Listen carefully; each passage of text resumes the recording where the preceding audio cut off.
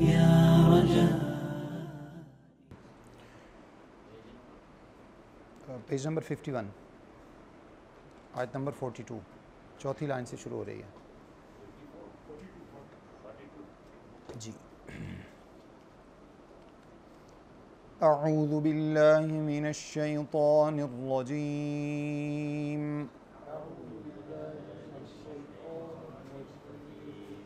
बिस्मिल्लाहिर रहमानिर रहीम।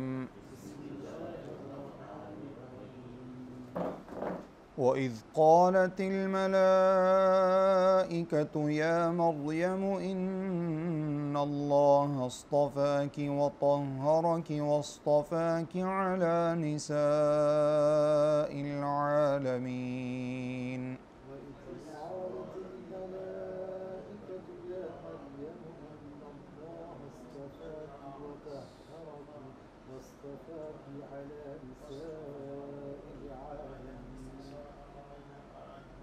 يا مريم اقنتي لربك واسجدي واركعي مع الراكعين.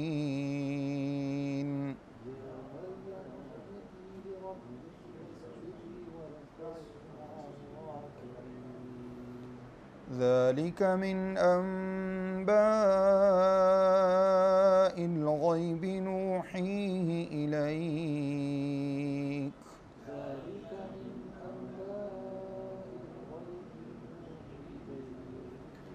وما كنت لديهم إذ يلقون أقلامهم أيهم يكفل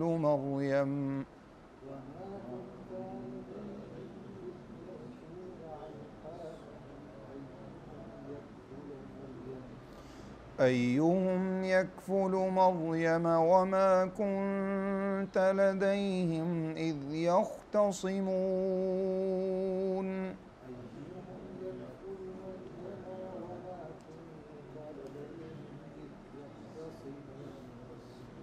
إذ قالت الملائكة يا مريم إن الله يبشرك بكلمة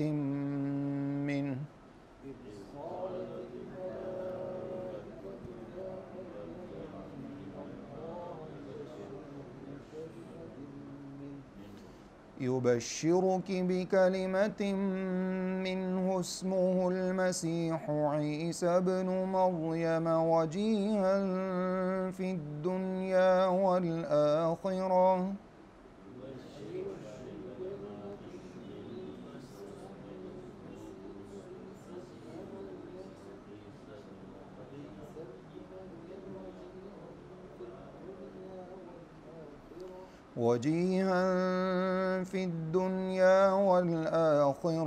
ومن المقربين.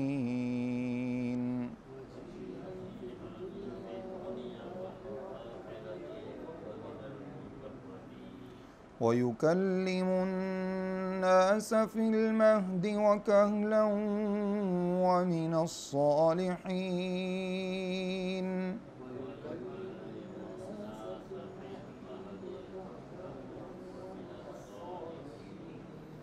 قالت رب أنى يكون لي ولد ولم يمسسني بشر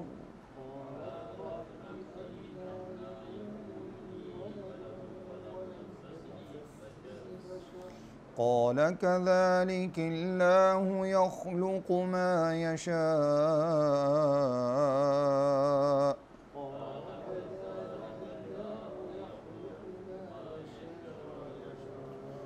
إذا قضى أمرا فإنما يقول له كن فيكون.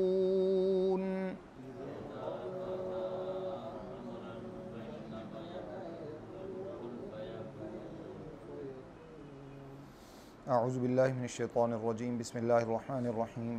الحمد لله رب العالمين والصلاة والسلام على سيد المرسلين وعلى आलिहि व सहबिहि व मन तबिअहुम बिइहसान इला यौमिद्दीन, अम्मा बाद। सूरा आल इमरान आयत नंबर 42 अल्लाह रब्बुल इज़्ज़त का इरशाद गिरामी है, व इज़ क़ालतिल मलाइकतु, और जब कहा फ़रिश्तों ने, मलक उनकी जमा होती है मलाइका, जब कहा फ़रिश्तों ने, या मरियम ए मरियम अलैहिस्सलातु वस्सलाम, इन्नल्लाह अस्तफ़ाकी, यकीनन अल्लाह रब्बुल इज़्ज़त ने आपको चुन लिया है, मुंतखब कर लिया है, व तहरकी, और आपको पाकीज़ा कर दिया है, वस्तफ़ा की, और आपका इंतखाब कर लिया है, अला निसाइल आलमीन, जहान की औरतों के ऊपर अल्लाह रब्बुल इज़्ज़त ने आपको मुंतखब कर लिया है। इससे पहले हमने मरियम अलैहिस्सलातु वस्सलाम की पैदाइश के हवाले से कुछ तफसीलात पढ़ी हैं पिछले रुकू में, जो अल्लाह रब्बुल इज़्ज़त ने ज़िक्र फरमाया। यहाँ पर अल्लाह रब्बुल इज़्ज़त ने मरियम अलैहिस्सलातु वस्सलाम को जो ख़ास मकाम अता फ़रमाया है, उस ख़ास मकाम का ज़िक्र किया है। अल्लाह ताला ने फरमाया कि फ़रिश्तों ने मरियम अलैहिस्सलातु वस्सलाम से बात की, और फ़रिश्तों ने मरियम अलैहिस्सलाम से कहा कि अल्लाह रब्बुल इज़्ज़त ने आपको इस मनसब के लिए, इस जो है वो मकाम के लिए अल्लाह रब्बुल इज़्ज़त ने आपको चुन लिया है। ये ख़ास मकाम है जो अल्लाह रब्बुल इज़्ज़त ने मरियम अलैहिस्सलातु वस्सलाम को अता फ़रमाया है। और ये मकाम, जैसे अल्लाह ताला ने यहाँ फ़रमाया कि वस्तफ़ा की अला निसाइल आलमीन, अल्लाह ताला ने आपको जहान की औरतों पर चुन लिया है। इसका मतलब ये है कि बतौर ख़ास जिस वक़्त ये वाक़या पेश आया, उस वक्त के एतबार से जो ख़वातीन थीं, उनमें आपका मकाम व मर्तबा जो है वो उसको बयान किया है। वरना इसका ये मतलब नहीं है कि मरियम अलैहिस्सलाम के अलावा कोई दूसरी ख़ातून जो हैं उनको ये मकाम हासिल नहीं है, क्योंकि रसूलुल्लाह सल्लल्लाहु अलैहि वसल्लम ने मुख्तलिफ़ अहादीस के अंदर ये बात मौजूद है। आपने फरमाया कि औरतों के लिए बेहतरीन जो मिसाल है वो आसिया, जो कि फ़िरऔन की बीवी थीं, एक उनकी मिसाल है, और इसी तरह से मरियम अलैहिस्सलाम की मिसाल है जो ईसा अलैहिस्सलाम की वालिदा थीं। और ऐसे ही आपने फरमाया कि खदीजा बिनते खुवैलिद रज़ियल्लाहु तआला अन्हा, जो कि आप सल्लल्लाहु अलैहि वसल्लम की सबसे पहली ज़ौजा और उम्मुल मोमिनीन हैं, उनकी मिसाल। और उसके बाद आप सल्लल्लाहु अलैहि वसल्लम ने दूसरी हदीस में इसी तरह के अल्फाज इरशाद फरमाए, जिसमें फ़ातिमा रज़ियल्लाहु तआला अन्हा का भी तज़किरा है। और उसके साथ आपने फरमाया कि सैयदा आयशा रज़ियल्लाहु तआला अन्हा की जो मिसाल है, उनको वो बरतरी हासिल है जो खाने में सुरीद को हासिल होती है अरबों के यहाँ। और सेहत के एतबार से भी देखा जाए तो सुरीद सुन्नत समझ कर खाया जाए तो सवाब भी है, और सेहत के एतबार से मेडिकली भी मुफीद है। सुरीद उस खाने को कहा जाता है जिसमें अमूमन शोरबे की मकदार ज़रा ज़्यादा हो, और उसमें रोटियाँ बाज़ मरतबा मुख्तलिफ़ तरीके हैं बनाने के। रोटी जो है वो उसके अंदर चूरा करके चूरी टाइप की बनाई जाती है, और बाज़ लोग जो हैं वो उसको चूल्हे पर ही पका भी लेते हैं, रोटियां उसके अंदर डाल के। और ये आम तौर पे गोश्त का शोरबा हो तो ज़्यादा जो है वो लजीज़ भी बनता है, और इसमें लौकी और गोश्त ये दोनों चीज़ें मिक्स करके आम तौर पे अरबों में इस तरह का बनाया जाता था।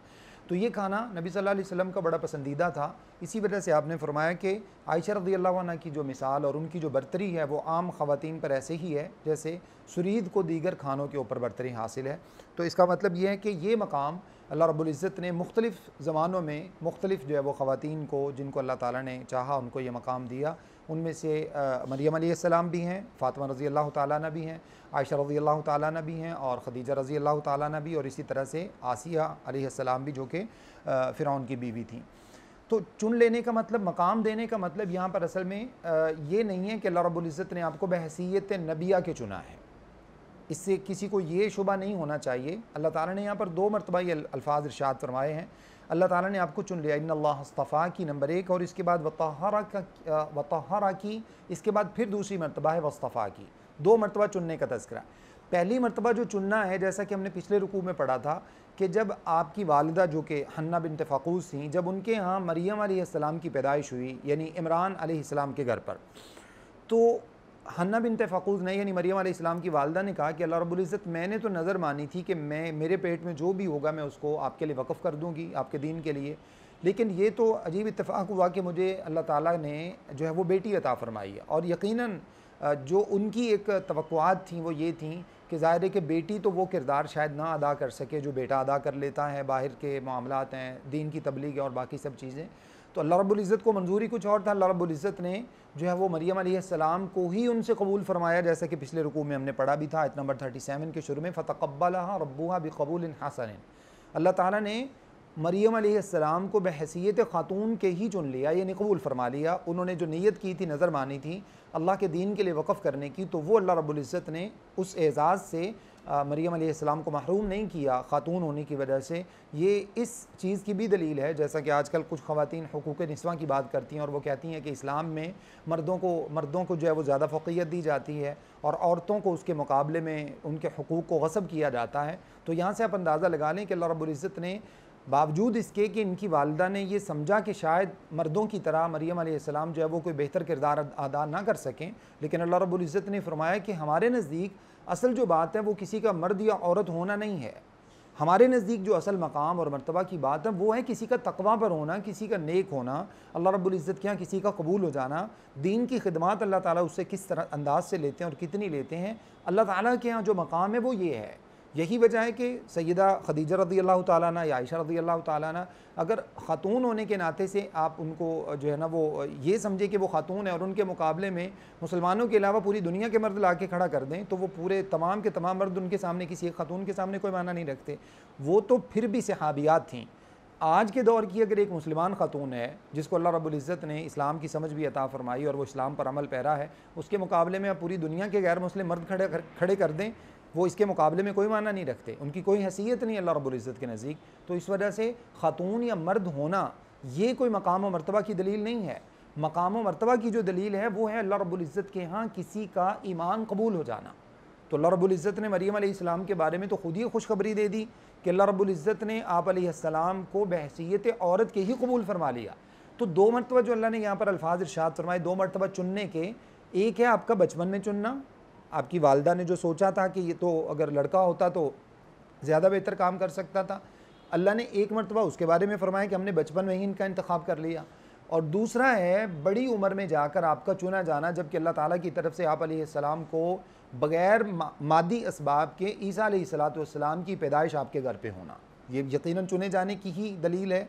अल्लाह रब्बुल इज़्ज़त ने आपको चुना तो उस चीज़ का तज़किरा किया है। इससे कोई ये ना समझे कि मरियम अलैहिस्सलाम को अल्लाह रब्बुल इज़्ज़त ने नबिया बनाकर भेजा था। अल्लाह ताला का तरीका ये रहा है, सुन्नत अल्लाह ताला की ये रही है कि कभी भी किसी औरत को नबी बनाकर दुनिया में मबऊस नहीं किया गया। सूरह यूसुफ के आखिर में अल्लाह रब्बुल इज़्ज़त ने ये बात इरशाद फरमाई है, वमा अरसलना मिन क़ब्लिका मिन रिजालिन, अल्लाह ताला ने फरमाया दूसरे अल्फाज में बल्कि फरमाया कि आपसे पहले हमने जितने भी अम्बिया को चुना है वो तमाम के तमाम मर्द ही थे, उनमें से कोई भी औरत नहीं थी, वो सब के सब मर्द थे। तो इस वजह से अल्लाह रब्बुल इज़्ज़त ने किसी को भी नबी होने का औरत को मकाम अता नहीं फरमाया। तमाम के तमाम जो नबूवत है वो सिर्फ मर्दों तक ही महदूद रही है। हाँ, अल्लाह रब्बुल इज़्ज़त ने नेक होने के नाते से कई ख़वातीन को इज़्ज़त और मकाम अता फरमाया है। वही मकाम जो है वो अल्लाह रब्बुल इज़्ज़त ने मरियम अलैहिस्सलाम के लिए तज़किरा किया है। उस वक्त जो ख़वातीन थी उनके मुकाबले में मरियम अलैहिस्सलाम को ये मकाम दिया, और बाद में जो ख़वातीन थी उनके मुकाबले में अल्लाह रब्बुल इज़्ज़त ने दीगर ख़वातीन ख़ास तौर पर अज़वाज मुतहहरात, जिनका नाम मैंने आपके सामने लिया, उम्महातुल मोमिनीन, उनको अल्लाह ताला ने ये मकाम अता फरमाया। इसके बाद अल्लाह ने फरमाया, अब ये एक बात और समझ लीजिए, वइज़ क़ालतिल मलाइकतु या मरियम, जब फ़रिश्तों ने मरियम अलैहिस्सलाम को कहा तो क्या फ़रिश्तों ने डायरेक्ट मरियम अलैहिस्सलाम से बात की? यही बात है, जैसे हमने पिछले रुकू में भी पढ़ा था और इसी तरह से आगे तज़किरा भी मौजूद है। जब मरियम अलैहिस्सलाम को जिब्रील अमीन अलैहिस्सलाम ने ईसा अलैहिस्सलाम की खुशखबरी दी, बच्चे की पैदाइश की खुशखबरी दी, तो वो डायरेक्ट आके उन्होंने इंसानी शक्ल में बात की। तो इसी तरह से जो खुशखबरी देने वाले फ़रिश्ते थे मरियम अलैहिस्सलाम को इस बात की कि आप अल्लाह के यहाँ कबूल हो गई हैं और अल्लाह ने आपको चुन लिया है एक मकाम के लिए, तो ये भी फ़रिश्तों ने डायरेक्ट आप अलैहिस्सलाम से बात की है इंसानी रूप में आकर। तो ये कोई इसमें तावील करने की कोई ज़रूरत नहीं है। इसके बाद फरमाया वतहरा की, और अल्लाह रब्बुल इज़्ज़त ने आपको पाकीज़ा कर लिया। इस पाकीज़ा किए जाने से मुराद असल में जो है वो दिली तौर पर आपका वो पाकीज़ा किया जाना, यानी जो आम ख़वातीन के अंदर कुछ मुख्तलिफ़ किस्म की समझ लीजिए जो कुछ माशरती कमी कोताही होती है, अल्लाह रब्बुल इज़्ज़त ने मरियम अलैहिस्सलाम के दिल से उन सब चीज़ों को निकाल दिया, जिनमें से ये है कि आम तौर पे ख़वातीन जो है वो कुछ ऐसी चीज़ों में मुलव्विस होती हैं, घरों की खबरगिरी करना, आपस में जो है ना वो एक दूसरे के बारे में हसद का शिकार हो जाना और इस तरह की जो चीज़ें ये सब करना, और फिर नेकी के मकाम के लिए जो आप अलैहिस्सलाम को अल्लाह रब्बुल इज़्ज़त ने पाकीज़ा किया, फिर शिर्क से पाकीज़ा किया, निफाक से पाकीज़ा किया, कुफ्र से पाकीज़ा किया, ये सब पाकीज़गी ये वाली मुराद है जो अल्लाह रब्बुल इज़्ज़त ने आप अलैहिस्सलाम को मकाम अता फरमाया। इसके बाद अगली आयत नंबर 43, अल्लाह रब्बुल इज़्ज़त इरशाद फरमाते हैं, तर्जुमा समात कीजिए, या मरियम क़ुनूती लिरब्बिकी, ए मरियम अलैहिस्सलाम, क़ुनूती, ये क़ानितीन का लफ्ज़ आपने सुना भी होगा, पढ़ा भी होगा। क़ानितीन का माना होता है फरमा बरदार होने वाले। ए मरियम अलैहिस्सलाम, उसी से ये अमर का सीगा है। मरियम अलैहिस्सलाम, आप अल्लाह के लिए फरमा बरदार हो जाइए। वस्जुदी, और सजदा कीजिए अल्लाह ताला के लिए, वरकाई मअर राकिईन, और रुकू कीजिए रुकू करने वालों के साथ। मुराद उस वक़्त जो भी इबादत थी, ख़ास तौर पर उस वक़्त जो दीन मौजूद था वो मूसा अलैहिस्सलाम का दीन था, उसी पर के बारे में अल्लाह रब्बुल इज़्ज़त ने फरमाया कि जो भी इबादत की सूरत मौजूद थी उस वक़्त, अल्लाह रब्बुल इज़्ज़त ने फरमाया कि मरियम अलैहिस्सलाम अब आप अल्लाह की ख़ास फरमाबरदार हो जाइए। मतलब ये कि आम तौर पर भी जो लोग हैं उन सबको भी यही हुक्म है कि अल्लाह की फरमाबरदारी करें, लेकिन जो तकाज़ा अल्लाह ताला के किसी करीबी से हो सकता है वो यकीनन किसी आमी से नहीं होता। उससे चूँकि तवक्कुआत ज़्यादा होती हैं, उसको रोल मॉडल बनना होता है, तो इस वजह से अल्लाह रब्बुल इज़्ज़त ने आप अलैहिस्सलाम को ख़ास तौर पर यह बात इरशाद फरमाई कि ए मरियम, आप बतौर ख़ास अल्लाह के लिए फरमाबरदार हो जाइए और वस्जुदी वरकाई मअर राकिईन, और सजदा कीजिए, यानी अल्लाह ताला की इबादत की कसरत कीजिए। अल्लाह रब्बुल इज़्ज़त ने जो भी आपको अज़कार की तालीम दी है या जो भी उस वक़्त दीन मौजूद है, उस दीन के मुताबिक आप ज़्यादा से ज़्यादा अल्लाह ताला का ज़िक्र कीजिए और ज़्यादा से ज़्यादा कसरत के साथ आप नमाज़ पढ़िए। आयत नंबर 44 अल्लाह रब्बुल इज़्ज़त इरशाद फरमाते हैं, ज़ालिका मिन अंबाइल ग़ैबि नूहीही इलैक। ये सारी ख़बरें, ज़ालिका ये मिन अंबाइल ग़ैब, ये गैब की ख़बरें हैं। अम्बा नबा उनकी जमा होती है, जैसे अम्मा यतसाअलून, आखिरी पारे की जो पहली सूरत है सूरह नबा, उसका माना ही ख़बर है।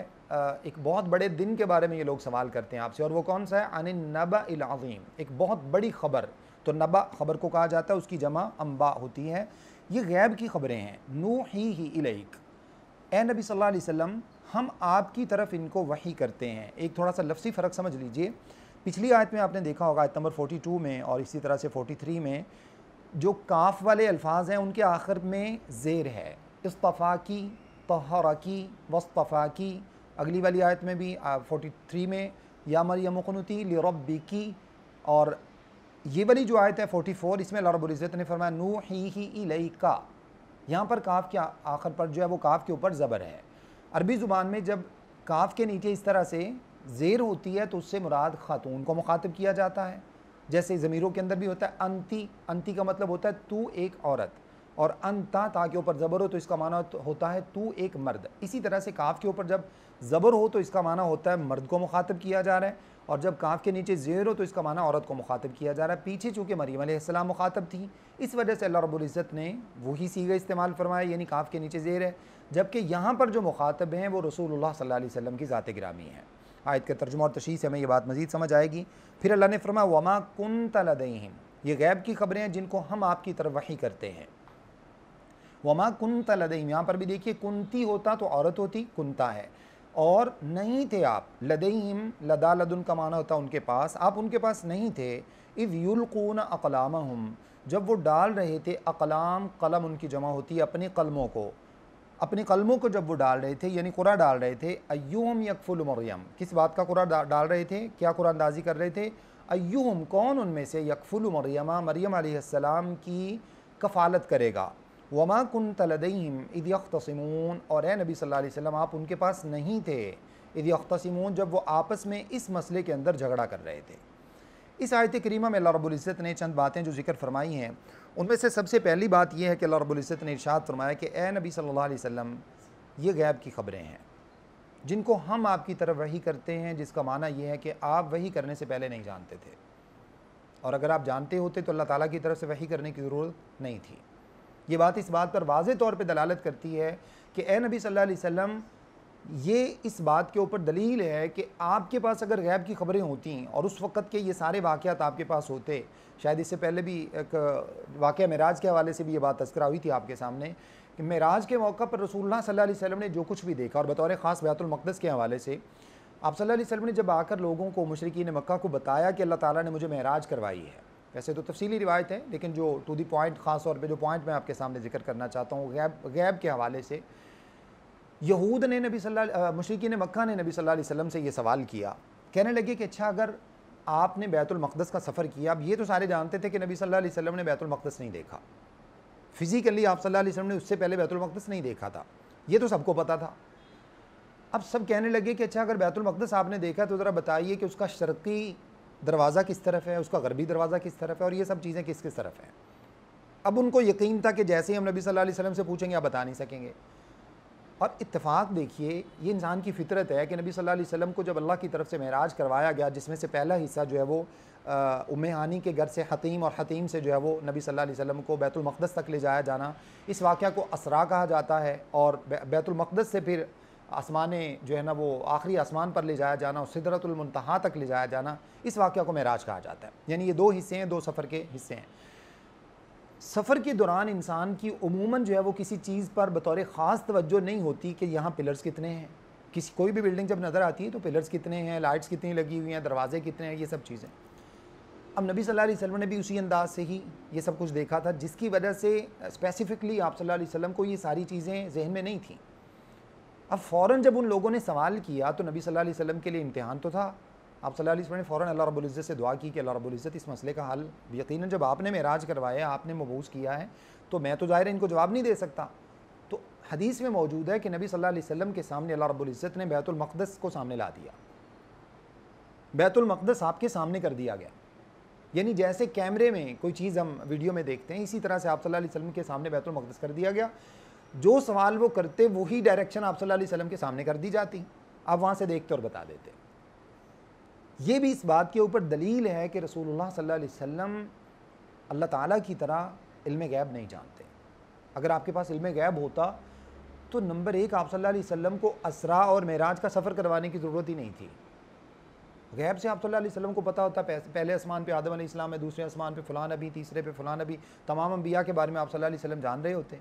मुलाकातें करवाने की ज़रूरत ही नहीं थी, इल्म गैब से आप सबसे मुलाकातें कर लेते। सिदरतुल मुंतहा दिखाने की ज़रूरत नहीं थी, आप इल्म गैब से देख लेते। जन्नत में ले जाने की ज़रूरत नहीं थी, आप जन्नत देख लेते। जहन्नम का मंजर आपको जो दिखाया गया वो दिखाने की ज़रूरत नहीं थी, आपको इल्म गैब से पता चल जाता। लेकिन अल्लाह के रसूल सल्लल्लाहु अलैहि वसल्लम तो सैयदा आयशा सिद्दीक़ा रज़ियल्लाहु ताला अन्हा के ऊपर जब इतना बड़ा इल्ज़ाम लगता है वाक़या इफ़्क का, जिसका कुरान मजीद में सूरह नूर में तज़किरा है, अल्लाह के रसूल 1 महीना परेशानी के आलम में गुजारते हैं, अपनी बीवी को छोड़ चुके हैं, वो यानी उनको घर में छोड़ दिया, मेके में भेज दिया है, ख़ुद आप सल्लल्लाहु अलैहि वसल्लम परेशान हैं। और जो है ना वो यूँ समझें कि एक अजीब सी कैफियत हो चुकी है कि हर तरफ से आप सल्लल्लाहु अलैहि वसल्लम को यूँ लगता है जैसे सबकी नज़रें मुझे यूँ घूर रही हैं। जैसे मैं भी, ज़ाहिर सी बात है कि जब ज़ौजा मोहतरमा के ऊपर इल्ज़ाम हो तो क्या शौहर सुकून से रह सकता है? अगर आप सल्लल्लाहु अलैहि वसल्लम आलिमुल गैब होते तो पहले ही दिन कहते, आयशा मुझे तो सब पता है, आपको घबराने की ज़रूरत नहीं, मुझे सब पता है। ऐसा नहीं हुआ। आप सल्लल्लाहु अलैहि वसल्लम परेशान रहे, जो भी कैफियत वाक़यात हुए, आखिरकार अल्लाह रब्बुल इज़्ज़त ने जब आयशा रज़ियल्लाहु ताला अन्हा की बरात का आसमानों से ऐलान फरमाया, तब जाके रसूलुल्लाह सल्लल्लाहु अलैहि वसल्लम ने आयशा रज़ियल्लाहु अन्हा को खुशखबरी दी। और आपकी वालिदा ने, आयशा रज़ियल्लाहु अन्हा की वालिदा ने, अबू बकर सिद्दीक़ रज़ियल्लाहु अन्हु की बीवी ने कहा कि आयशा अल्लाह के रसूल का शुक्रिया अदा कीजिए। अर्ज़ किया अल्लाह के रसूल का शुक्रिया क्यों अदा करूँ? आपके घर से तो मैं रोती हुई निकली हूँ। मैं तो उस मालिक का शुक्रिया अदा करूँगी जिस मालिक ने आज मुझे हर एक की नज़रों में पाक किया है। तो ये अपनी जगह पर एक मौक़िफ़ है, जिसका माना ये नहीं है कि अल्लाह के रसूल से उनको कोई शिकवा था, शिकवे वाली बात नहीं है। आप सल्लल्लाहु अलैहि वसल्लम को जब एक चीज़ का इल्म ही नहीं है, अल्लाह ताला की तरफ से नहीं बताया गया जब तक, तब तक आप सल्लल्लाहु अलैहि वसल्लम अपनी जगह बजा हैं, आयशा सिद्दीक़ा रज़ियल्लाहु अन्हा अपनी जगह बजा है। तो इस वजह से जब अल्लाह ताला ने आप सल्लल्लाहु अलैहि वसल्लम को ख़बर दी तो आपको पता चला। तो यहाँ पर भी अल्लाह ने वही बात इरशाद फरमाई है कि मरियम अलैहिस्सलाम, ज़करिया अलैहिस्सलाम और ये सब वाक़यात, ईसा अलैहिस्सलाम, अल्लाह के रसूल सल्लल्लाहु अलैहि वसल्लम, ये सब गैब की ख़बरें हैं, ये आप नहीं जानते थे। इस वजह से हमने क्या किया है, नूहीही इलैक, हम आपकी तरफ इनको वही करते हैं। वमा कुन्ता लदैहिम, और नबी सल्लल्लाहु अलैहि वसल्लम, एक तो इस बात का रद्द हो गया कि अल्लाह के रसूल सल्लल्लाहु अलैहि वसल्लम इल्म गैब नहीं जानते थे, और दूसरा किस बात का रद्द हुआ है, वमा कुन्ता लदैहिम, आप हाज़िर नाज़िर भी नहीं हैं। अगर आप हाज़िर नाज़िर होते तो वहाँ होते, वमा कुन्ता लदैहिम, आप नहीं थे वहाँ पे। ये देखिए कुरान के अल्फाज हैं, मैंने आपके सामने तर्जुमा रखा है। अरबी ज़ुबान की कोई डिक्शनरी, कोई किताब सरफनाव की ग्रामर की उठा के देखिए, लदा, लदुन, इंदा, ये तीनों अल्फाज का माना पास का होता है। थोड़ा सा कैफियत में फ़र्क है, इंदा का माना बिल्कुल पास हो तो इंदा का लफ्ज़ इस्तेमाल होता है, बल्कि जो है वो लदा, लदुन बिल्कुल पास होने के लिए इस्तेमाल होता है। इंदा का माना मलकियत में है, चाहे घर पे रखी हुई है कोई चीज़, तो वो उसके लिए इंदा का लफ्ज़ इस्तेमाल होता है। तो थोड़ा सा मानी में फ़र्क है, वरना दोनों का माना यही होता है, पास। अल्लाह के रसूल आप उनके पास नहीं थे, जिसका माना है कि आप हाज़िर नाज़िर होते तो आप उनके पास मौजूद होते, आपको ये सब बताना नहीं पड़ता। तो इसका माना यह है कि अल्लाह रब्बुल इज़्ज़त के सिवा कोई हाज़िर और नाज़िर नहीं है। हाज़िर और नाज़िर का माना होता है हर जगह पर, हर वक्त अपनी कुदरत के एतबार से मौजूद और हर चीज़ को अपनी कुदरत से देखने वाला, और ये सिर्फ अल्लाह ताला के सिवा किसी के पास नहीं है, ना अल्लाह रब्बुल इज़्ज़त ने किसी को अता फरमाई है। इज़ युल्क़ूना अक़लामहुम अय्युहुम यकफ़ुलु मरियम, जब वो लोग अपनी कुरा डाल रहे थे, अकलाम यहाँ पर कलम की जमा है, कलम से मुराद यहाँ पर वो कलम है जो लकड़ियाँ डाला करते थे वो कुरानदाजी करने के लिए। ये कुरानदाजी दो किस्म की कुरानदाजी है, एक कुरानदाजी जायज़ है जबकि दूसरी कुरानदाजी नाजायज़ है। जो कुरानदाजी जायज़ है ये वो है जो अल्लाह के रसूल सल्लल्लाहु अलैहि वसल्लम कभी जिहाद के सफ़र पर जाते तो अपनी अज़वाज में कुरानदाजी फरमाते और उनमें से जिसके नाम कुरान निकलता उसको अल्लाह के रसूल सल्लल्लाहु अलैहि वसल्लम साथ ले जाया करते। ये वो कुरानदाजी है जो कि जायज़ है। यही कुरानदाजी है जो उस वक़्त के लोगों ने की। और कुरानदाजी की ज़रूरत क्यों पेश आई मरियम अलैहिस्सलाम के लिए? कुरानदाजी की ज़रूरत क्यों पेश आई? मरियम अलैहिस्सलाम इमरान अलैहिस्सलाम की बेटी हैं। इमरान जो हैं यहूदी जो मज़हब था, मूसा अलैहिस्सलाम का जो मज़हब था, उसके बहुत बड़े आलिम दीन थे, बहुत बड़े मुतबहिर किस्म के आलिम दीन थे। उनकी बेटी जब अल्लाह के लिए वक़फ़ की जाती है, अल्लाह के दीन के लिए, चूँकि उस वक़्त सिस्टम था ये इस तरह से वक़फ़ किए जाने का, मतलब जो भी इबादतगाह के लिए बेटी को या बेटे को वक़फ़ किए जाने का आज भी है, उसकी शक्ल थोड़ी सी दूसरी है। तो अब ये सवाल तो पैदा होता था ना कि जितने भी खुद्दाम हैं इबादतगाह के, उनमें से कौन है जो मरियम अलैहिस्सलाम की कफ़ालत करेगा? चूँकि छोटी उम्र में ही आपको जो है ना वो बिल्कुल अभी नौमौलूद हैं जब आपको वक़फ़ किया जा रहा है। अब अल्लाह रब्बुल इज़्ज़त ने आपके लिए ये बंदोबस्त फरमाया कि आपके बहनोई के नाम जो है वो कुरान निकल आया, ज़करिया अलैहिस्सलाम के नाम। मैंने शायद ये वजाहत की थी, आपको ये बताया था कि ज़करिया अलैहिस्सलाम के बारे में जो खालू होने की बात की जाती है वो सही बुखारी की रिवायत के एतबार से दुरुस्त नहीं है, क्योंकि रसूलुल्लाह सल्लल्लाहु अलैहि वसल्लम ने मेराज की हदीस में ये बात इरशाद फरमाई है कि मैं ईसा अलैहिस्सलाम और ज़करिया अलैहिस्सलाम से मिला जो कि दोनों खालाजाद हैं, जो कि दोनों खालाजाद हैं। तो इस एतबार से ज़करिया अलैहिस्सलाम मरियम अलैहिस्सलाम के क्या लगे? बहनोई। तो ये बात जो है वो ज़्यादा अथेंटिक है खालू से। तो ज़करिया अलैहिस्सलाम के लिए अल्लाह रब्बुल इज़्ज़त ने ये कुरान उनके नाम पे निकाल दिया कि उन्होंने फिर मरियम अलैहिस्सलाम की कफ़ालत की। इस वजह से उनको कुरानदाजी करने की ज़रूरत पेश आई, क्योंकि आप एक मजहबी रहनुमा की बेटी हैं और अल्लाह ताला के लिए आपको वक़फ़ किया जा रहा है, अल्लाह के दीन के लिए। तो अब आपकी कफ़ालत कौन करेगा, यानी ये एज़ाज़ कौन हासिल करेगा? तो उस एज़ाज़ के लिए अल्लाह रब्बुल इज़्ज़त ने उसका ज़करिया अलैहिस्सलाम का इंतखाब किया। और यहाँ से एक बात और समझ में आती है, वो ये कि जितने भी खुद्दाम थे जो अल्लाह की इबादत के लिए वक़फ़ करते हैं अपने आप को, जो लोग जैसा कि आजकल उलमा हैं, उनसे बड़ा कोई वली नहीं होता। यकीनन ये लोग भी उस वक़्त के अपने मज़हब के एतबार से ये भी सब औलिया थे। औलिया भी गैब नहीं जानते, अगर जानते होते तो पहले ही से फ़ैसला कर लेते कि कुरान किसके नाम निकलेगा। वो भी गैब नहीं जानते, ना उस वक्त के औलिया गैब जानते थे। जब देखिए रसूलुल्लाह सल्लल्लाहु अलैहि वसल्लम के बारे में अल्लाह ने दो टोक अल्फाज में ये बात इरशाद फरमा दी है, तो उसके बाद कोई शख्स क्या माना रखता है अल्लाह के रसूल सल्लल्लाहु अलैहि वसल्लम के बाद कि वो आलम गैब होने का दावा करे या वो इस तरह की बातों में से किसी एक बात को अपने साथ जो है वो मुत्तसिफ़ करे। तो औलिया हों, खुद्दाम हों, जो कोई भी हो, अल्लाह रब्बुल इज़्ज़त ने इल्म गैब सिर्फ़ अपने पास रखा है। इन्नल्लाह इंदहु इल्मु साअ, इल्म गैब की जो बातें हैं, क़यामत का इल्म है, बारिश का इल्म है, माँ के पेट में क्या है, कौन कल क्या करेगा, कौन कौन सी जगह पे मरेगा, ये सब चीज़ें अल्लाह रब्बुल इज़्ज़त ने अपने पास रखी हैं। किसी को अल्लाह ताला ने इन चीज़ों का इल्म अता नहीं फरमाया, वही अल्लाह ताला गैब की बातें जानता है। तो अल्लाह ताला ने फरमाया कि इज़ युल्क़ूना कलाम अय्युम यकफ़ुलु मरियम, जब वो कुरानदाजी कर रहे थे कि कौन जो है वो मरियम अलैहिस्सलाम की कफ़ालत करेगा। कुरानदाजी से दूसरी बात जो मैंने आपको बताई, जो कुरानदाजी जायज़ नहीं है, वो कौन सी है? जो कि कुरान डाला जाता है फ़ाल हासिल करने के लिए, बदशुगूनी हासिल करने के लिए, यानी ये जांचने के लिए कि अगर जैसा कि कुफ़ार मुशरिकीन मक्का ने 3 किस्म के तीर बना रखे थे, बड़े बड़े तीर बनाए होते थे, वो भी कलमों की तरह होते थे। उनमें से एक के ऊपर लिखा होता था इफ़अल, दूसरे पे लिखा होता ला तफ़अल और तीसरे पे कुछ भी नहीं लिखा होता था। अब इफ़अल वाला तीर निकलता तो वो क्या करते, जिस काम के लिए फ़ाल हासिल करना, बदशुगूनी लेना मकसद होता, शुगून लेना मकसद होता, अगर लिखा होता इफ़अल तो वो काम कर लेते, अगर लिखा होता ला तफ़अल तो वो काम नहीं करते, और अगर कुछ भी नहीं लिखा हुआ वो वाला तीसरा तीर निकल आता तो फिर कुरानदाजी दोबारा करते। गोया कि इन लोगों का जो इन्हिसार था वो किस पर था? इन तीरों के ऊपर। ये शिरक है, ये कुरानदाजी जायज़ नहीं है। इसी तरह से जो जुआ की किस्म की कुरानदाजी है, जिस पर जुआ लगाया जाता है, वो तो वाज़े तौर पर अल्लाह ताला ने उसको हराम करार दिया है, इस वजह से वो वाली कुरानदाजी भी जायज़ नहीं है। तो ये वाली कुरानदाजी जिसमें जो है वो मकसद सिर्फ़ किसी एक का इंतखाब करना हो, ये वाली कुरानदाजी इस्लामी नुक्ता नज़र से नाजायज़ नहीं है। वह तस्मून, अल्लाह ने दोबारा फिर ये वही बात इरशाद फरमाई कि नबी सल्लल्लाहु अलैहि वसल्लम आप उनके पास मौजूद नहीं थे जब वो इस मसला में झगड़ा कर रहे थे, यानी कौन मरियम अलैहिस्सलाम की कफ़ालत करेगा। आगे आयत नंबर 45 अल्लाह ताला इरशाद फरमाते हैं, इज़ क़ालतिल मलाइकतु या मरियम, जब कहा फ़रिश्तों ने ए मरियम अलैहिस्सलातु वस्सलाम इन्नल्लाह युबश्शिरुकी बिकलिमतिन मिन, यकीनन अल्लाह रब्बुल इज़्ज़त आपको खुशखबरी देते हैं। यहाँ देखिए काफ के नीचे फिर ज़ेर है, अब चूँकि औरत मुखातब है तो इस वजह से काफ के नीचे फिर ज़ेर है। अल्लाह ताला आपको खुशखबरी देते हैं, किस बात की? बिकलिमतिन मिन, अपने पास से एक कलिमा की खुशखबरी देते हैं। इस्मुहुल मसीहु, जिनका नाम मसीह होगा, ये उनका लक़ब है। ईसा बिन मरियम, और ईसा बिन मरियम उनका नाम होगा। मसीह का माना होता है छू लेने वाला या फिर सैर व सयाहत करने वाला, तो उनका नाम ईसा बिन मरियम होगा, मरियम अलैहिस्सलाम के बेटे। चूँकि आपके वालिद मौजूद नहीं थे, वालिद को अल्लाह रब्बुल इज़्ज़त ने वालिद के बगैर आपको पैदा फरमाया है, इस वजह से आपको ईसा बिन मरियम वालिदा की तरफ निस्बत करके पुकारा जाता है। वजीहन फ़िद दुनिया, जो कि बड़े वजाहत वाले होंगे। वजीहन, वजाहत का लफ्ज़ हम उर्दू ज़ुबान में इस्तेमाल करते हैं, यानी बावज़ा। बावज़ा का मतलब है कि इंतहाई मेच्योर और संजीदा किस्म के इंसान होंगे। फ़िद दुनिया वल आखिरत, दुनिया में भी और आखिरत में भी। वमिनल मुक़र्रबीन, और वो अल्लाह ताला के मुक़र्रब लोगों में से होंगे। इस आयत करीमा में अल्लाह रब्बुल इज़्ज़त ने सबसे पहले मरियम अलैहिस्सलातु वस्सलाम को जिस मकसद के लिए मुंतखब किया था उस मकसद की तरफ इशारा फरमाया है।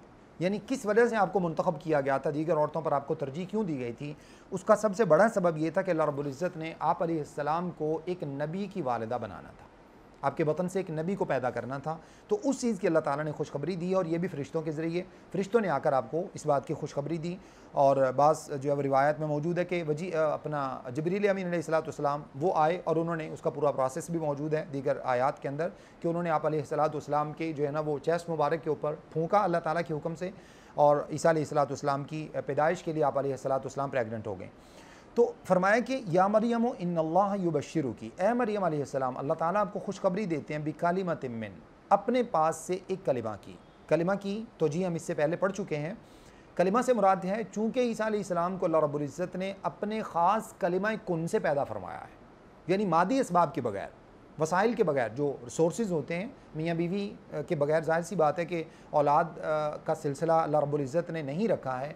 तो चूँकि आप अलैहिस्सलाम को अल्लाह रब्बुल इज़्ज़त ने आदत से हटकर पैदा फरमाया, बतौर ख़ास कलिमा कुन से पैदा फरमाया, वरना तो जितनी भी कायनात के अंदर जो भी मामलात होते हैं ये सब कुन से ही वजूद में आते हैं और वकूफ़ पज़ीर होते हैं।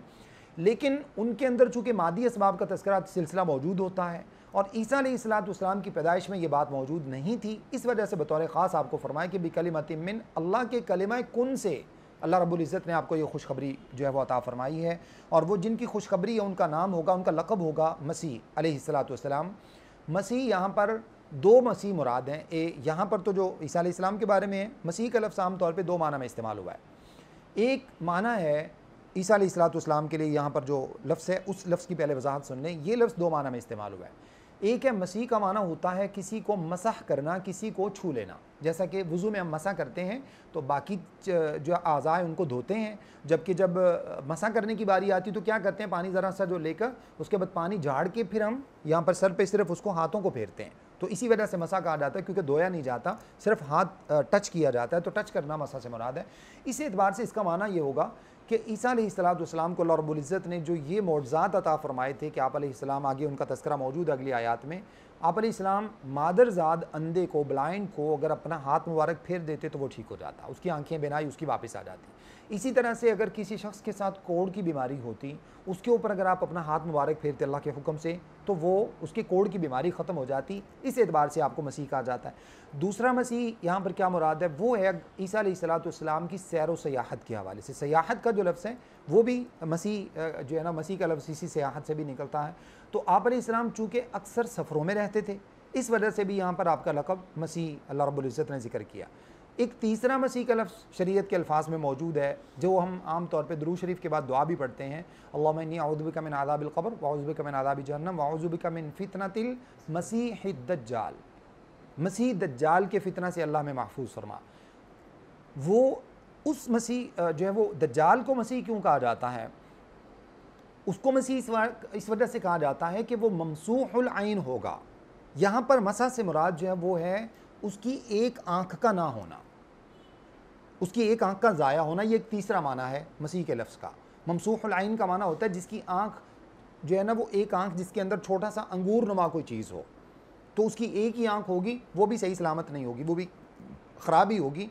दोनों आँखें उसकी ठीक नहीं, उसकी नहीं होगी, सिर्फ एक ही आँख होगी और उस आँख के अंदर भी अंगूर नुमा कोई चीज़ होगी, जिसका माना ये कि वो भी दुरुस्त नहीं होगी। तो इस वजह से उसको ममसूहुल आइन होने की वजह से उसको मसीह कहा जाता है। और दूसरी बात ये है कि वो चूँकि लोगों को कत्ल करके ज़िंदा करेगा, अल्लाह ताला के हुक्म से उसको इख्तियार दिया गया होगा, तो वो उसके मस करने की वजह से भी उसको मसीह कहा जाता है। और तीसरा जो वही सफ़र वाला माना, चूँकि वो भी दुनिया घूमेगा, तो इस वजह से भी उसको मसीह कहा जाता है। तो इसके बाद अल्लाह ने फरमाया ईसा इब्न मरियम अलैहिस्सलाम के बेटे ईसा अलैहिस्सलाम की आपको खुशखबरी दी जाती है। उनकी एक और सिफ़त ये होगी, सबसे पहली सिफ़त तो ये है कि वो अल्लाह के कलिमा कुन से पैदा हुए हैं। दूसरी सिफ़त ये है कि वो मसीह होंगे, यानी वो लोगों को ठीक करेंगे और उनको ये मौज़ात दिए जाएंगे, या फिर वो सैर व सयाहत करेंगे। तीसरी सिफ़त उनकी ये है कि वजीहन फ़िद दुनिया वल आखिरा, दुनिया के अंदर एक ख़ास मतानत, संजीदगी, बुरदबारी, हिल्म, ये सब चीज़ें अल्लाह रब्बुल इज़्ज़त ने बतौर ख़ास आप अलैहिस्सलाम को अता फ़रमाई हैं। वजी का माना यूँ समझ लीजिए जैसे कोई इंतहाई संजीदा किस्म का इंसान होता है ना, यानी जो मतलब मज़ाह वगैरह की तबा जिसकी नहीं होती, और इंतहाई जो है ना वो सिर्फ़ मतलब की बात करता है और टू द पॉइंट गुफ्तगू करता है, जिसकी बात जब वो बात करना शुरू करता है तो उसकी बात को बड़ी तवज्जो से सुना जाता है, और उसकी बात के अंदर जो है वो चाशनी होती है, लोगों को अट्रैक्ट करती है, उसकी शक्ल व सूरत लोगों को अट्रैक्ट करती है। ये सब सिफ़ात अल्लाह रब्बुल इज़्ज़त ने बतौर ख़ास ईसा अलैहिस्सलाम को अता फ़रमाई थी। इस वजह से फरमाया वजीहन फ़िद दुनिया, यानी दुनिया के अंदर आपकी शक्ल व सूरत भी ऐसी कि आपको देखकर लोग अपने आप को आप जैसा बनाना चाहते थे। जब आप गुफ्तगू करते तो लोग आपकी गुफ्तगू सुनकर अपने आप को जो है वो ईसा अलैहिस्सलाम की तरह की गुफ्तगू करने की कोशिश किया करते। यही चीज़ रसूलुल्लाह सल्लल्लाहु अलैहि वसल्लम को भी हासिल थी। आप सल्लल्लाहु अलैहि वसल्लम जब गुफ्तगू फरमाने लगते, इंतहाई ठहर ठहर कर, आहिस्ता आहिस्ता, एक एक लफ्ज़ को वाज़े करके आप सल्लल्लाहु अलैहि वसल्लम बोला करते। और जब आप बोलते तो सहाबा किराम इंतहाई मतानत के साथ, संजीदगी के साथ सुनने लग जाते, और यूँ होता जैसे सहाबा के सरों के ऊपर परिंदे बैठे हुए हैं और उनको डर होता कि अगर हमने ज़रा सी भी हरकत की तो ये परिंदे उड़ जाएंगे। तो इस अंदाज से अल्लाह के रसूल सल्लल्लाहु अलैहि वसल्लम की गुफ्तगू सहाबा किराम सुना करते। और आप सल्लल्लाहु अलैहि वसल्लम जब बोलते तो अल्फाज यूँ समझे कि हाथ बांधे खड़े हो जाते और अल्फाज आते जाते। और अल्लाह के रसूल सल्लल्लाहु अलैहि वसल्लम, यही वजह है कि बेशुमार हदीस जब उनको देखें तो बग़ैर इरादे के रसूलुल्लाह सल्लल्लाहु अलैहि वसल्लम ने जो गुफ्तगू फरमाई है वो खुद ब खुद शायरी की शक्ल इख्तियार कर गई है, वो खुद ब खुद नज़म की शक्ल इख्तियार कर गई है। और एक मुक़फ़्फ़ा मुसज्जा कलाम जिसको उर्दू में कहा जाता है, अरबी ज़ुबान के अल्फाज हैं, वो कलाम रसूलुल्लाह सल्लल्लाहु अलैहि वसल्लम ने फरमाया। और आपने फरमाया भी कि इन्नी ऊती तु बि जवामिइल कलिम, अल्लाह ने मुझे जवामे कलिम अता फ़रमाए हैं। और वो जवामे कलिम क्या है? ज़रा सा लफ्ज़ है और उसके अंदर एक समंदर जितनी जो मतलब है ना मानी उसके अंदर पिन्हा है। ऐसे अल्फाज रसूलुल्लाह सल्लल्लाहु अलैहि वसल्लम ने, यानी हिकमत भरी बातें रसूलुल्लाह सल्लल्लाहु अलैहि वसल्लम ने जो है वो अपनी ज़ुबान से अदा फरमाई हैं, जो मुख्तलिफ़ हदीस के अंदर मौजूद हैं। इसके बाद इरशाद फरमाया व मिनल मुक़र्रबीन, और चौथी सिफ़त उनकी ये होगी कि वो अल्लाह रब्बुल इज़्ज़त के मुक़र्रब लोगों में से होंगे। अगली आयत में भी उनकी सिफ़ात बयान की गई हैं, व युकल्लिमुन नासा फ़िल महदी व कहलन व मिनस सालिहीन। इसी तरह से उनकी पाँचवीं सिफ़त ये होगी कि व युकल्लिमुन नासा फ़िल महदी व कहलन, वो गुफ्तगू करेंगे लोगों के साथ फ़िल महदी, महद का माना होता है गोद, गहवारा, गहवारे में, यानी अभी वो नौमौलूद ही होंगे जब वो लोगों के साथ गुफ्तगू करेंगे। व कहलन, और इसी तरह से कहूलत की उम्र में, कहूलत की उम्र से मुराद यहाँ पर बुढ़ापे की उम्र है। व मिन सालिहीन, और छठी सिफ़त ये होगी कि वो इंतहाई सालिह लोगों में से होंगे, नेक लोगों में से होंगे। इस आयत करीमा में जो पहली सिफ़त अल्लाह ने बयान फरमाई है, लोगों के साथ नौमौलूद होने के नाते से गुफ्तगू करना, इसका तज़किरा सूरह मरियम के अंदर मौजूद है। जब मरियम अलैहिस्सलाम को मुख्तलिफ़ प्रोसेस से गुजरने के बाद अल्लाह रब्बुल इज़्ज़त ने ईसा अलैहिस्सलाम अता फ़रमाए, तो आप अलैहिस्सलाम जो है ना वो उसके शर्क़ी जानिब चली गई, उसके बैतुल मक़दस के, और वहाँ पर एक खजूर का दरख्त था जिसके नीचे आपको बैठने का हुक्म दिया गया, और कहा गया कि आप वहुज़्ज़ी इलैकी बिजिज़्इन नख़ला, इस दरख्त को आप हिलाएंगी तो ऊपर से ताज़ा बिजिज़्इन नख़लती, उसके बाद अल्फाज हैं तो साक़ित अलैकी रुतबन जनिय्या, आपके ऊपर ताज़ा खजूरें गिरेंगी, आप उनको खाएँ। तो इससे जो है वो अतिब्बा ने मेडिकली कहा है कि जब औरत प्रेग्नेंट हो और उसकी जो है वो प्रेगनेंसी डिलीवरी करीब हो तो उसको ताज़ा खजूरें खाने को दी जानी चाहिए, जो कि उसकी ताकत का भी सबब बनती हैं, और इसी तरह से उसके बाद जो कमज़ोरी हो जाती है वो कमज़ोरी को दूर करने का भी सबब बनती हैं। और हर किस्म के, वैसे भी खजूर को अल्लाह रब्बुल इज़्ज़त ने एक मुकम्मल ग़िज़ा जो है वो ये सलाहियत उसको अता फ़रमाई है। तो उसके बाद जब आप अलैहिस्सलाम पैदाइश के बाद ईसा अलैहिस्सलाम को वापस लेकर आईं तो फ़ौरन बस्ती वालों ने कहा कि मरियम ये तूने क्या किया, ना तो तेरा वालिद ऐसा था ना तेरी वालदा ऐसी थी, यानी वालिद इतना बड़ा जो है ना वो आलिम दीन और वालदा इतनी नेक खातून, तो मरियम ये आपने क्या किया। अब उन्होंने क्या किया, अल्लाह की तरफ से जो हुक्म था फ़ाशारत इलैहि, उस बच्चे की तरफ इशारा किया। कहने लगे कैफ़ नुकल्लिमु मन काना फ़िल महदी सबिय्या, ये वही अल्फाज हैं महद के अल्फाज कुरान सूरह मरियम में। एक बच्चा जो कि गहवारे में है, जो भी गोद में है, जो नौमौलूद है, वो बच्चा यानी अब चंद घंटे का ही होगा ना जब आप अलैहिस्सलाम उसको लेकर आ रही हैं, कहने लगे वो कैसे हमसे बात कर सकता है। अभी ये अल्फाज उनकी ज़ुबानों में ही थे कि ईसा अलैहिस्सलाम बोल पड़े, क़ाला इन्नी अब्दुल्लाह, कहा मैं अल्लाह का बंदा हूँ। ये सूरह मरियम की आयत हैं। कहा मैं अल्लाह का बंदा हूँ। आतानी अल किताब, अल्लाह ने मुझे किताब भी अता फरमाई है, वजअलनी नबी, और मुझे नबी बनाकर भेजा। हालांकि उस वक्त ना भी नबी बने थे, ना उस वक्त अभी किताब मिली थी, लेकिन ये एतबार मा यकून है, यानी अल्लाह ने मुझे जिस काम के लिए मुंतखब किया है वो मैं अपना मकसद भी तुम्हें बता देता हूँ अभी से कि अल्लाह रब्बुल इज़्ज़त के हुक्म से ही मेरी पैदाइश हुई है और अल्लाह के हुक्म से ही अल्लाह ताला मुझे किताब भी अता फरमाएंगे और अल्लाह रब्बुल इज़्ज़त ने बहसीयत नबी के मेरा इंतखाब फरमा लिया है। तो ये आपका गोद में गुफ्तगू करना और बड़े होकर गुफ्तगू करने से मुराद बहसीयत नबी के गुफ्तगू करना। और दूसरी जो एक ख़ास बात है, आम तौर पे बड़े होकर तो सारे गुफ्तगू करते ही हैं बुढ़ापे की उम्र में, यहाँ से एक और बात जो मुराद है उससे सबसे पहला तो रद्द होता है कादियानियों का जिन्होंने अपने झूठे नबी को जो है मसीह मऊद बनाकर लोगों के सामने पेश किया। क्योंकि बड़ी उम्र में बोलना तो कोई अचंभे की बात नहीं है, अल्लाह ने यहाँ पर क्यों कहा है वकाहलन, बड़ी उम्र में जाकर भी वो गुफ्तगू फरमाएंगे। इससे मुराद ईसा अलैहिस्सलाम का बहसीयत मसीह मऊद दोबारा दुनिया में तशरीफ़ लाना है। ये इशारा इस कुरान मजीद की आयत के अंदर मौजूद है, जिसकी वजह से अल्लाह रब्बुल इज़्ज़त ने कहलन के बतौर ख़ास अल्फाज इस्तेमाल फरमाए हैं, वरना बड़ी उम्र में बोलना ये तो कोई अचंभे की बात नहीं थी, ये तज़किरा करने की ज़रूरत नहीं थी। दूसरा यहाँ पर रद्द होता है उन रवाफ़िज़ का जो कि जो है ना वो अपने किसी दूसरे महदी के मुंतज़िर हैं और वो ख़ास तौर पर महदी अलैहिस्सलाम, जो महदी अलैहिस्सलाम जिनका हदीस में तज़किरा मौजूद है वो उनको नहीं मानते। उनके नज़दीक एक और महदी आएंगे जैसे कि यहूद इंतज़ार में हैं और वो आकर इनको मज़ालिम से निजात दिलाएंगे, तो उनका भी रद्द होता है कि अल्लाह रब्बुल इज़्ज़त ने यहाँ पर ईसा अलैहिस्सलाम को मसीह मऊद के तौर पर यहाँ पर वापस लाना है और यहाँ पर कोई दूसरी शख्सियत मुराद नहीं है। वमिन अस्सालिहीन, और इसी तरह से फरमाया कि वो अल्लाह ताला के नेक बंदों में से होंगे, ये भी अल्लाह के यहाँ एक मकाम है। यही वजह है कि सुलेमान अलैहिस्सलाम ने अपने लिए जब दुआ फरमाई है तो उन्होंने यही दुआ की कि अल्लाह रब्बुल इज़्ज़त मुझे अपने नेक बंदों में, अपने सालिह बंदों में शामिल फरमाना। अल्लाह से दुआ है कि जो कुछ मैंने आपके सामने बयान किया मुझे और आप सबको समझने, अमल करने और आगे पहुँचाने की तौफ़ीक़ अता फ़रमाएँ। अस्तग़फ़िरुल्लाह ली व लकुम व लिसाइरिल मुस्लिमीन।